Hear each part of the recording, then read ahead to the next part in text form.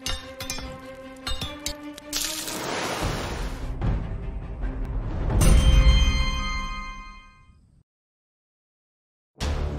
to become a perfect fencer? The masters of medieval and Renaissance fencing try to answer this question in their manuscripts. It is still varied, and it is not easy question for us, HEMA practitioners from 21st century. What is more important? Nerves of steel, perfect technique, speed, physical strength, or intelligence in combat? Of course, one can say that it depends on the purpose of the struggle, time period or cultural context. In a way, it is true, because a duel for life and death with a sharp sword is something totally different than a modern sport tournament. However, there is a set of attributes, skills and range of knowledge that for the swordsman is timeless. We named these abilities and call them HEMA powers. Collecting them, we based on the source materials, modern methodology of martial arts, our professional coaching education, years of intense trainings and challenging battles with the best swordsmen in the world. In the next episodes, we will take a closer look at those powers, and step by step we will find the most effective methods to implement them in the modern HEMA training. Not to be a good researcher, but to be a good fencer. We will start with the 5 main pillars of our puzzle: motor preparation, technique, perception, tactics, and finally mental attitude. Let's now see from which elements those pillars consist of. One of the most important aspects is functional strength. Strength generates power. From the power comes speed.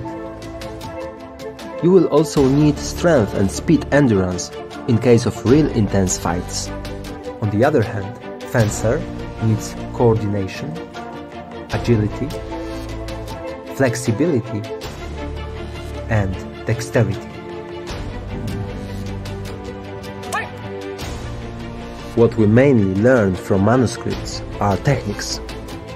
You always need to choose optimal technique for a purpose, no matter if it is self-defense or a tournament. Then you need to learn an exemplary movement. After you learn it, it needs to become a sensory motor habit to play it perfectly in a fight, not thinking how, but when. You will also need a number of established techniques, just to always have something unpleasant to surprise your opponent. As for perception, a good fencer should always notice a possibility to attack, as well as fake and real threat from the opponent. Good reaction speed helps both in foreseen and unforeseen situations. Thanks to feeling of tempo, you can surprise your opponent and deceive him.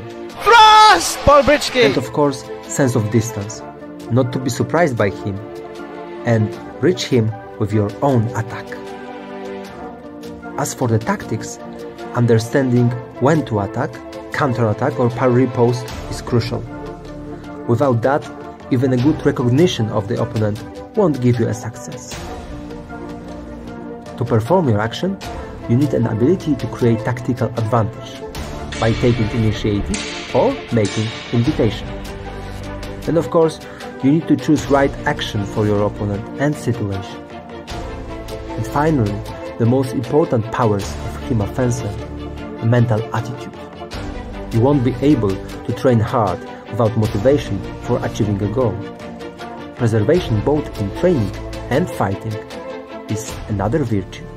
In front of skilled opponent, you will be fooled without proper concentration, and you will never face your challenges without the courage.